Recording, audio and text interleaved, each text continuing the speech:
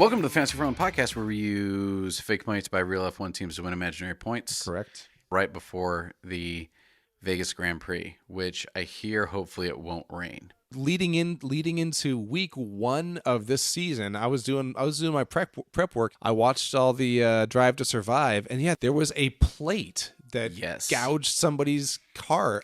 Who was it? I can't remember. It put out a number of people. I'd have to do the research, but I know Lando Norris was out. Yeah, that's right. And I don't remember if he's one. I think it was one of the Ferrari guys went out because of it, but it trashed like 3 cars. But Lando Norris didn't finish last year's, the inaugural Vegas Grand Prix. That's right. This is only the second race. On that note, I just saw on YouTube floating around, someone's done a really cool fan edit of various races from the 2023 season where they included all the Mario Kart background music, and as vehicles would spin out, they would incorporate actual Mario Kart weaponry into it. Awesome. And the edit's pretty clean. That's so awesome. Yeah, look up 2023 F1 Mario Kart, and you won't be disappointed. I just remember being big on my fantasy F1 and being like, okay, so they're really screwing over my team. Fix your track and seal down your manhole covers, or your drain covers or whatever the hell it was. Would you consider or try to account for Las Vegas's history in your fantasy F1 team build? I would say no, because I don't think you can. Well, how about this? Last year, it just seemed like it was luck. It was just bad luck if you hit it. If you are one of those who wants to do that, I suppose you could take the route where, if you're going to have a known rainy day, this is where you're going to select maybe more seasoned drivers, even in your lower budget teams. I think ultimately it comes down to how much you want to pull your hair out, and because at the end of the day, so much of this remains out of anyone's control. So no, I like your stance that you can only analyze so much. The only thing I would say, and I thought of it while you were talking, is if you haven't used your no negative, now would be a good time to use your no negative. We're at the point now for the last few races where you have your strategy and you just stick to it. Yeah. I think there's any deviation, any variance we have between those top 3, especially with McLaren, with Max Verstappen, McLaren, and Ferrari. It's just who has a good day, who has a bad day. It's just noise. We're treating last race in Brazil, as a total outlier, right? We're not taking any meaningful lessons from that race. There's one meaningful lesson we can take, that Red Bull has very, very strong strategy. McLaren, as soon as the environment got dicey, McLaren struggled.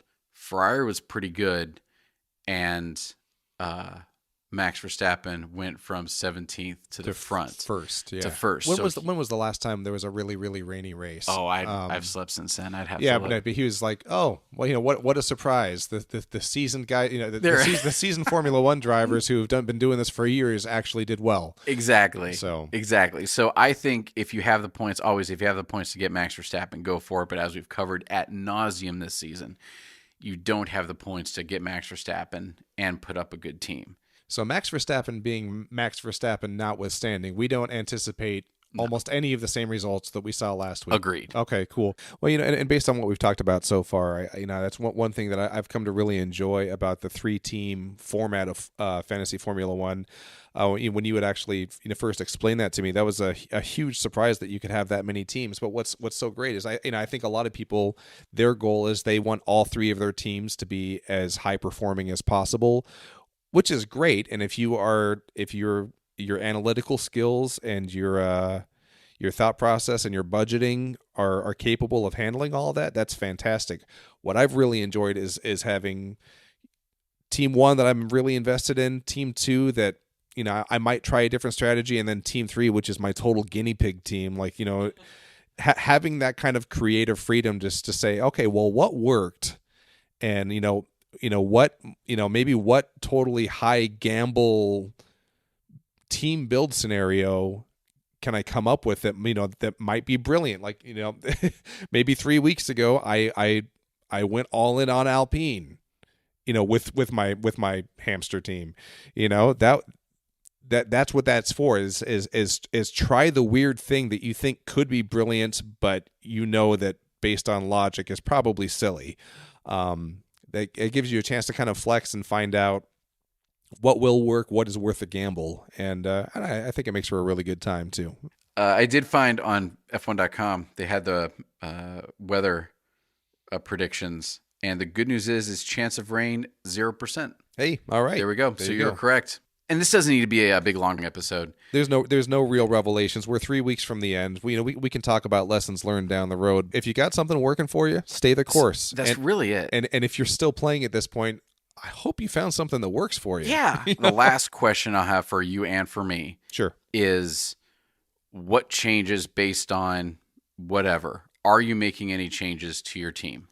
In terms of big changes or higher impact drivers, if I can go Leclerc and Sainz and over Leclerc and Piastri, and maybe keep McLaren as a second constructor, but then go all red.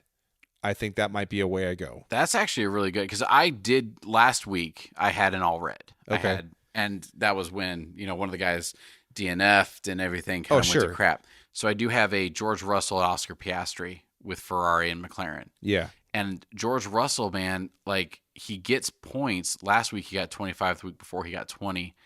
I want to get rid of George Russell, but the problem is, as soon as I dump George Russell, I can't afford any of the Ferrari drivers. You can't afford anything better. I need to figure out what to do about George Russell. That's like my one hang up. Do I keep him or not? That's a tough one, because he's still high priced enough. Yeah.